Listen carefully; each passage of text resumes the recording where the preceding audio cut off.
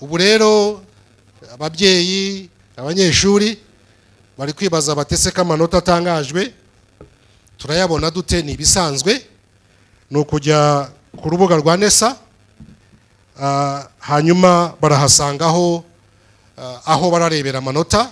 Ni ibisanzwe bari bubimenye, ndetse ubu twamaze no kubitanga ku buryo nta kibazo kiriho. Gusa navuga ko hano mu myaka yashize aho banyuraga ni nk'idirishya banyuragamo bariya amanota byabaga ari rimwe, ariko ubu ngubu nujya kureba amanota asoza amashuri abanza hari idirishya ryaho, hanyuma n'amashuri asoza ikiciro rusange cy'amashuri yisumbuye naho hari idirishya ryaho. Nimujya ku rubuga rwa NESA murabibona.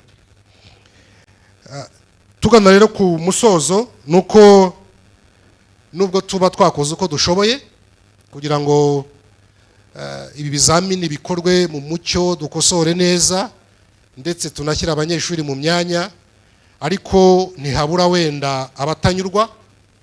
Nayo mpamvu tubabwira ngo waba utanyuzwe ku ishuri bagushyizeho, ufite uburenganzira bwo kudusaba ko wenda twaguhindurira ukaba wajurira.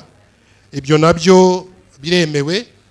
Iyo usaba ko tuguhindurira umwanya ubikora nibura mu minsi 14 ikurikira itangazo ry'aya manota, hanyuma tukabisuzuma tukareba niba ubusabe bwawe bufite ishingiro, tukaba twagufasha.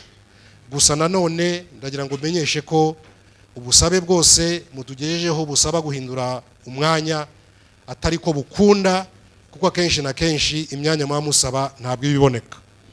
Hari n'abanyeshuri rero bashobora kuba batanyurwa n'amanota baba babonye, nabwo bafite uburenganzira bwo kujurira bakadusaba ko twongera kubarebera.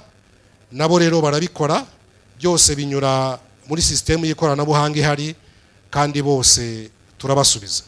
Murakoze Honorable Minister, nibyo nashaka kugeza ku mbaga iri hano ku byavuye mu bizamini byanjye.